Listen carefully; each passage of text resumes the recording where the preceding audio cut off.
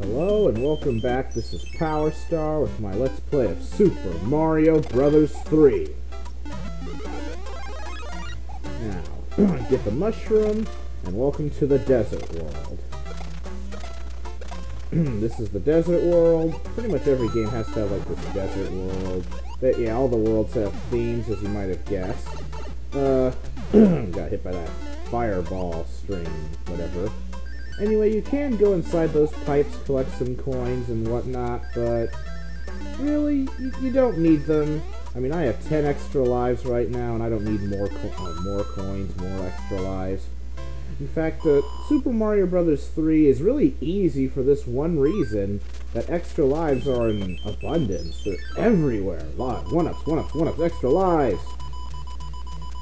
Anyway, in these mini-games that have that picture before them, you can actually see Mario in his proper form. If I'm Raccoon Mario, he'll be the raccoon. And I'm Small Mario, so Small Mario's not even as big as Toad is. Pretty interesting. Anyway, here's the second level. And the second level is World 2's White Mushroom level, where you gotta collect as many coins as possible. And if you actually manage to pull that off, you get the legendary item in the White Mushroom. So I'm going to do my best to get all the coins I can. Get all these coins, then go back to get that P-switch. Fortunately, the moving platform comes back. Pretty nice. Stomp that Paracoopa, and hit the P-switch. By the way, you can ignore what AVGN said. P does not stand for possession. It stands for, I'm pretty sure it's power. At any rate, that's the end of the level, and let's hope I got enough coins.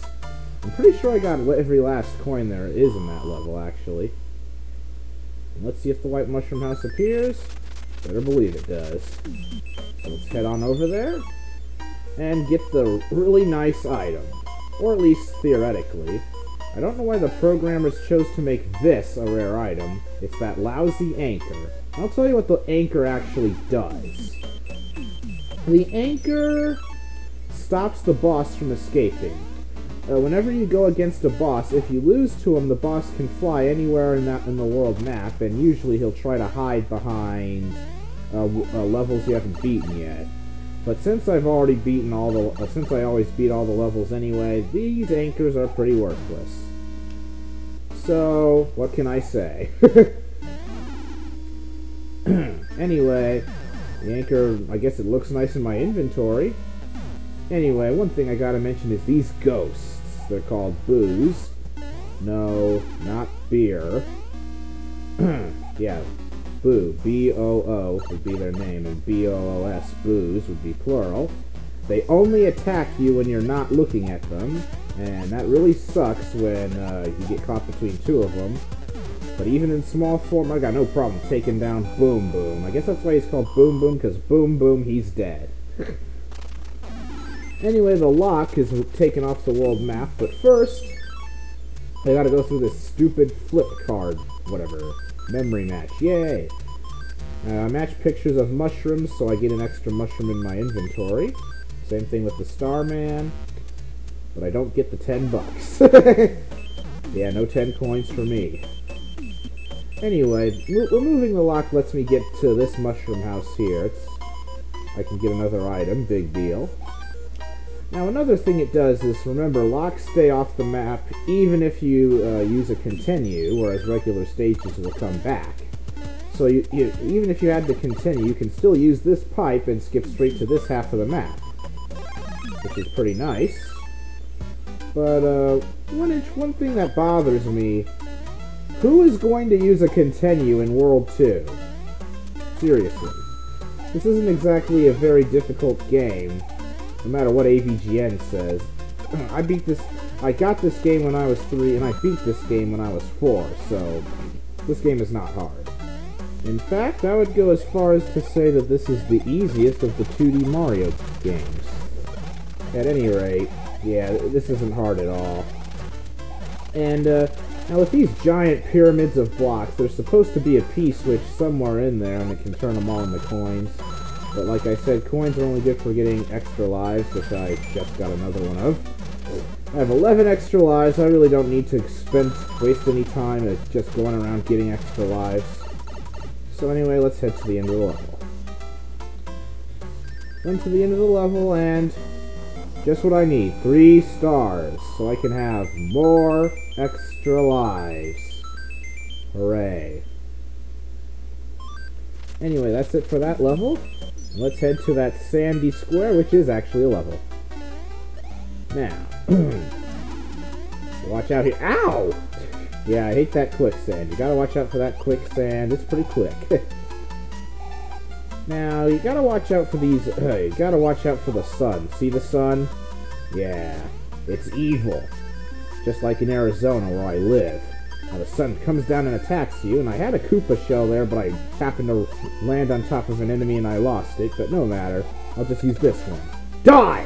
Heh, kill that stupid sun. Anyway, without that sun, I wish I could do that in real life. Save me a bundle on my air conditioning bill. At any rate, that's the desert level, so it's time for level 4. Right after I get another item.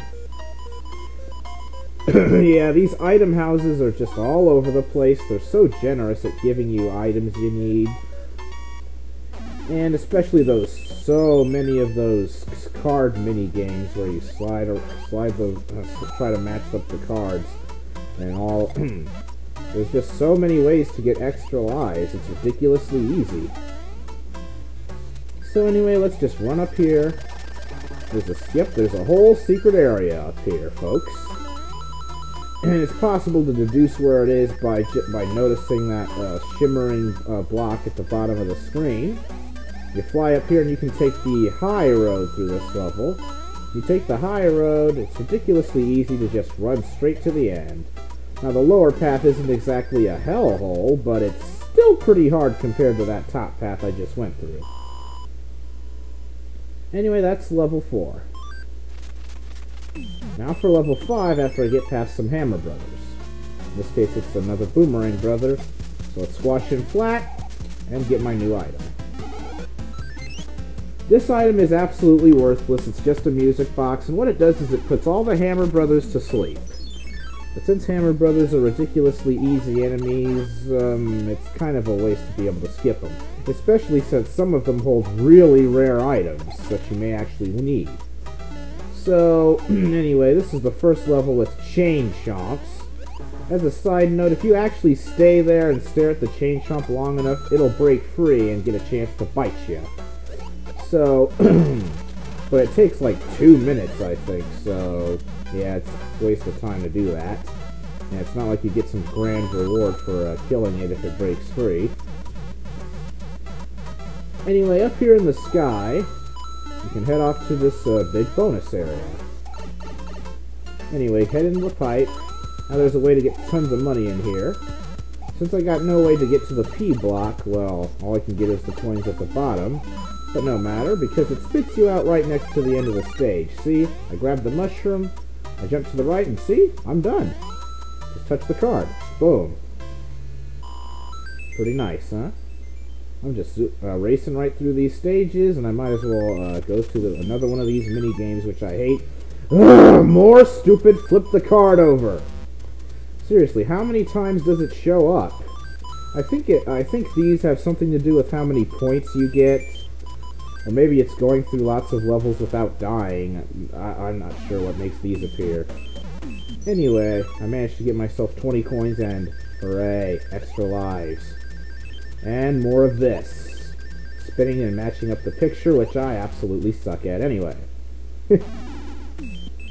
Anyway, let's get that other Hammer Brother. Now, why am I fighting this Hammer Brother? Because unlike the previous one, this Hammer Brother actually has a worthwhile item. A hammer. Now the hammer can break rocks on the world map, and that rock right next to where I just beat the Hammer Brother leads to a secret area where I can get the third whistle. Yeah, there's a Hammer Brother right off the edge of the map there, and if you beat him, he drops the whistle.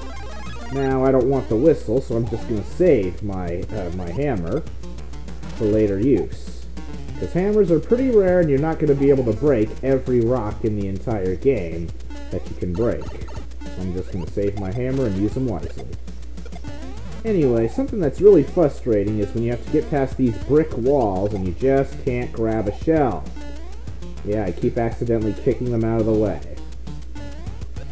Let me just keep trying and keep trying and keep trying and keep trying. But it's not so good. Let me grab this shell. Finally. Let's kick this wall down and head to the end. Continue on with the level. Gotta get another stupid shell. Now you may notice that I didn't die there, and that's because if you're less than one square, I guess, away from a wall, when a shell bounces back, it'll phase through you and not hurt you. Whether a glitch or an intentional programmed rule, I do not know. Anyway, let's go in here and get some money. Yeah, you can collect those coins on top of those blocks by hitting the blocks. You might as well flip them upside down and get, yay, more coins!